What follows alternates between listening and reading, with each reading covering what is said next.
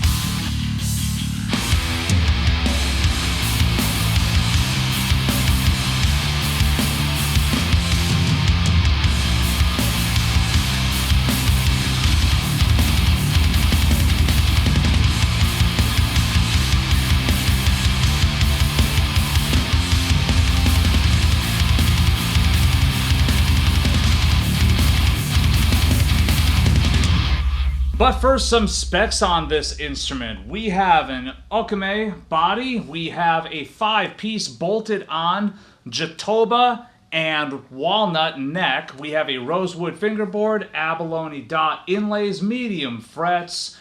We have a multi-scale design that is 28.5 inches on the treble side to 30 inches on the bass side. We have these Bartolini BH humbucking pickups. We have a monorail bridge design, very popular on a lot of Ibanez models for many, many years. We have this active EQ circuit that can be switched off with this switch right here. We have an active passive switch, blend control, master volume, bass, mid, treble. When the EQ is switched off, this treble knob acts as a passive tone control. And we also have a 3-way mid-range shaping switch. All the way down like this, it's at 700, 450, and 250. So first of all, taking a quick look at the quality of this Indonesian-made Ibanez instrument. Ibanez's always are a little bit touchy, a little bit hit and miss. But this thing is kind of exceptional. Beautiful fret edges, no sharp edges whatsoever. They're actually kind of rounded off, which is nice. The actual fretboard itself, it's not quite as nice. It's not nicely rolled off. There's a handful of little tool marks up and down the fretboard edge, but in my honest opinion, it doesn't really affect playability, but just so that you guys are aware of it.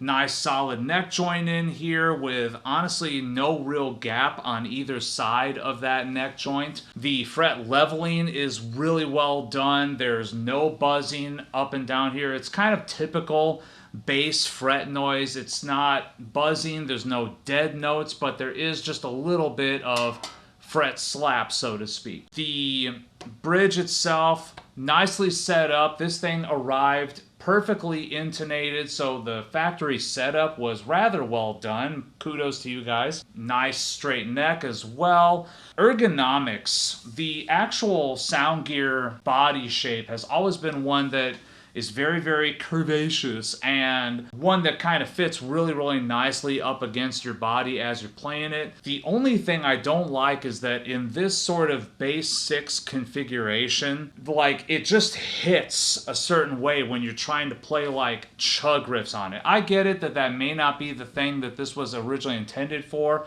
was insane baritone bass 6 guitar chugging, but that's what I wanted to use it for, and having the controls literally right here is a little bit cumbersome trying to get in there and play the brutal chugs.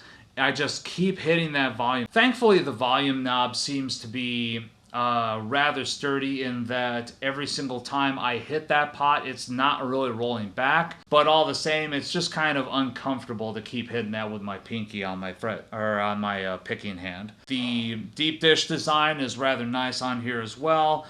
I would like it if everything on here was kind of uniformly recessed. The cavity cover is nice and recessed. 2 of the neck bolts are nice and recessed. The other 2 are kind of sticking out a little bit. The battery cover sticking out a little bit, and the string ferrules also sticking out a little bit. The neck itself feels good. It's not super duper thick, but it's also not super duper thin either. It's kind of typical for an Ibanez sound gear bass. You've played one, you've played them all, that is definitely what this feels like. I think it's really great finish work on here. I've always liked the open pore finishes that Ibanez have tended to have. I always felt like they were kind of doing things a little bit better than a lot of other brands out there. And that also extends to the back of the neck as well. Nice oiled back of the neck finish with quite obviously a little bit of an open pore there as well. It feels good though. There again, not cumbersome, not hampering playability whatsoever. This thing is just a rather damn impressive piece of construction. There's a few things I wish were done a little bit differently, but if we're talking about overall quality control, this thing's got it. So how does this thing sound? It sounds really rad. That's how it sounds. So first of all, let's check this out when using it as a guitar, as sort of a baritone guitar with just super duper low tunings.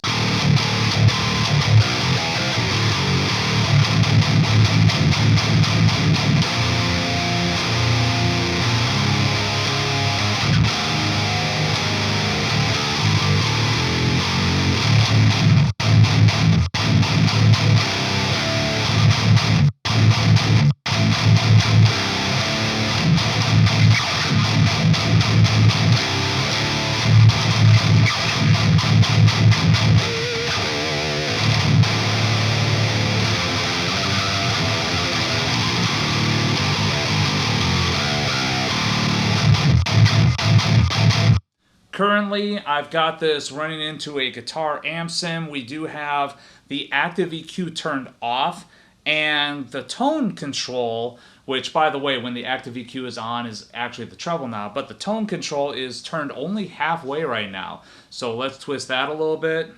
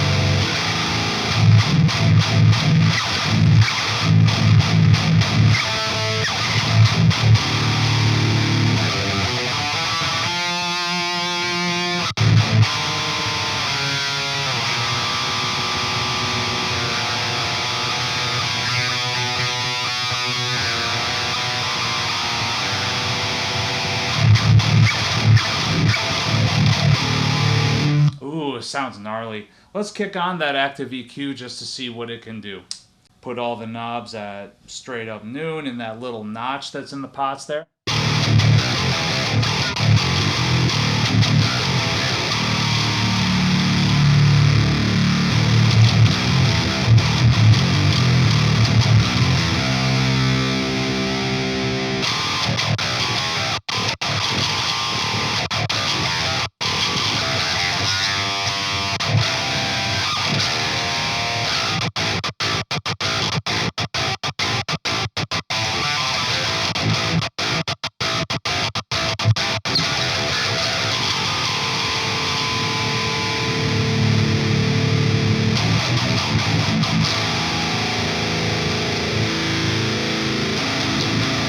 Actually, let's save the mid control for a moment since it's got a frequency selector switch.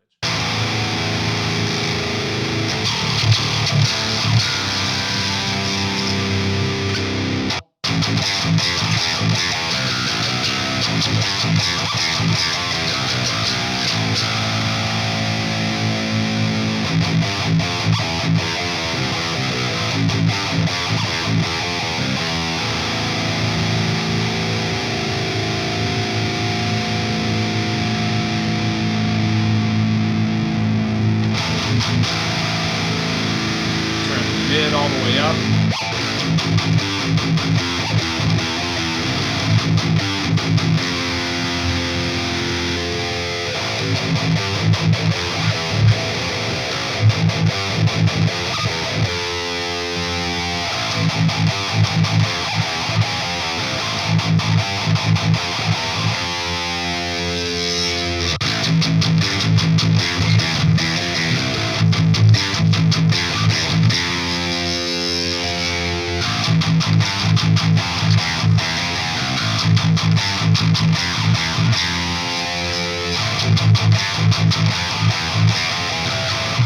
Read between the lines, that selector switch is doing a damn good job of accentuating different frequencies when kind of dialing in the mid control. Let's just find a nice little setting. Okay, so we've got just a touch above noon on everything, and with the selector switch in the middle, which there again, if I remember right, it's either 400 or 450, I can't remember.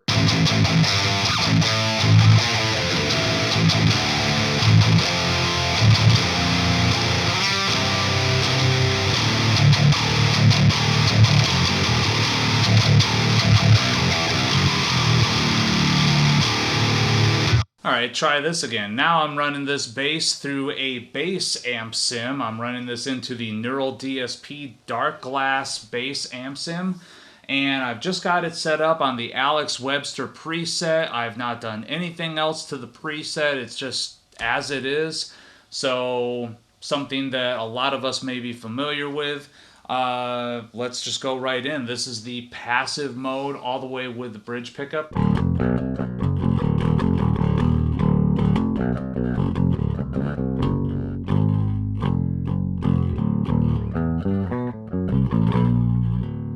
Some of that neck pickup, or all of that neck pickup, I should say.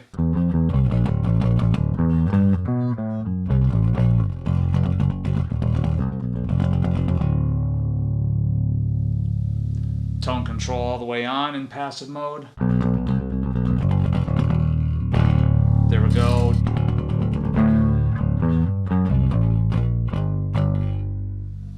All the way back on the bridge.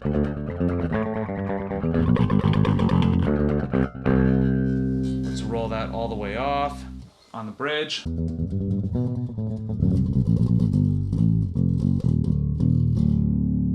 On the neck.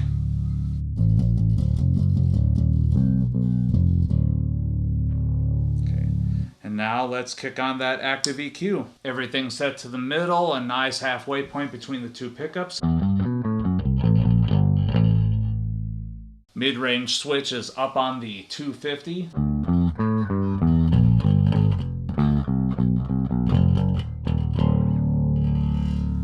Bring up the low end.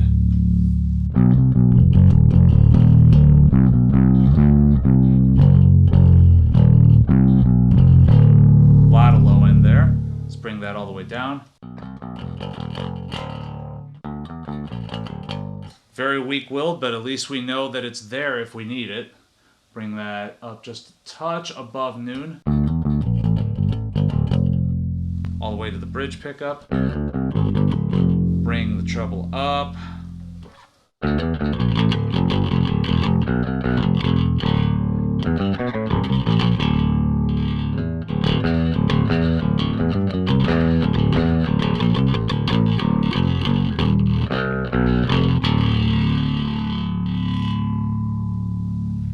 All the way up to the neck pickup. Let's bring up the mid-range. There again, it's set on 250.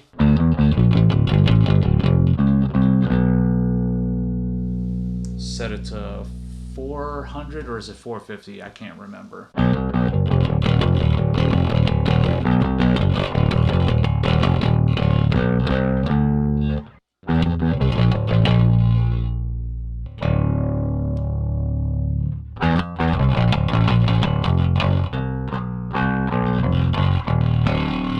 to 700, getting a little bit more of like a little bit of a snarl out of that.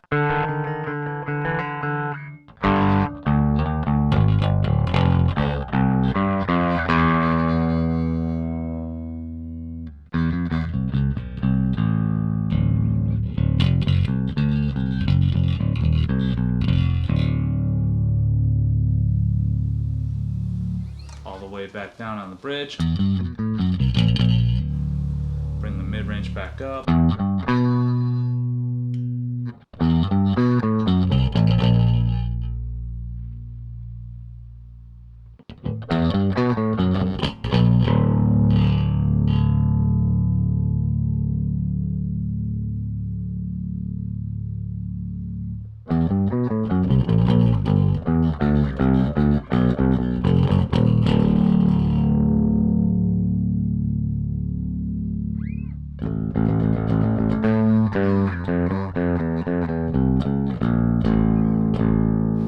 Man, some really nice tones out of that. So overall, my final thought, I think that this is a rather stellar instrument. It's super inspiring to play on, and I initially was buying this just so that I could eventually sell it and just at least have some fodder for the review channel. But truthfully, I'm giving a little bit of thought to hanging on to it just for how inspiring this is. It's definitely one of those things where I love getting in there, playing some Humanity's Last Breath and Vilchada style Thal riffs on it. It's just really, really geared towards super low tunings on here. It does handle regular bass playing as well. I mean, this thing is really intended to be just a short scale bass, to be honest with you. It's got bass pickups, it's got a bass EQ on here, so the tones that you get out of this are very, very bass centric. But flip that switch up so that it's in passive mode, turn up that passive tone control, and you get some really awesome, clanky guitar tones that are perfect for that sort of down-tuned, brutal, djenty, deathcore-y kind of stuff. So in that regard, I kind of love this instrument. I think it's built rather well. There's definitely a few things I wish were done a little bit differently. There again, the recessing of some stuff but not other stuff. And also the placement of the controls, being that you are going to get people that are playing this like a baritone guitar, like a guitar that's like a bass 6, you're going to have people that do not like where the controls sit. The unfortunate thing is that until Ibanez maybe hears our plea and changes that around a little bit, we're just going to have to get used to it. But I think it's worth it for how badass of an instrument this is. But Arnold, what are you drinking today? I am so glad that you asked. Today I am pulling out one of the 2022 Goose Island Bourbon Counties. For those not in the know, the Bourbon County series from Goose Island historically tends to be some of the highest rated beers on Untappd. And for good reason, because they're honestly pretty damn delicious. And they usually come out with several different varieties. This last year they even had an anniversary edition, which I have yet to dive into. But anyways, this is the coffee stout. Stout aged in bourbon barrels with coffee added.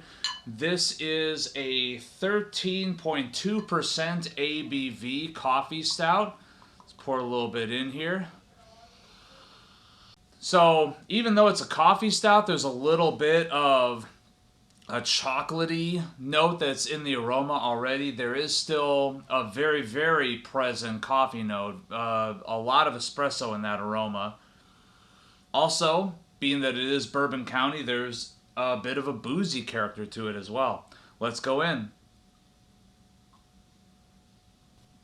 So one of the reasons why... that's so good. One of the reasons why everyone loves Bourbon County stuff is because even though it is a bourbon barrel aged stout, it's not overtly boozy usually. This, in my opinion, is rather easy sipping for a 13%er. To a dangerous extent almost. There's lots of notes of mocha in there. Definitely a little bit of that coffee, but I get more chocolate and mocha than anything else. It is incredibly decadent. It's very, very good. So thank you guys so very much for tuning in. Please remember to like this video, subscribe to this channel, tons more of this content to come. And as always, remember, take what you do seriously. Do not take yourselves too seriously.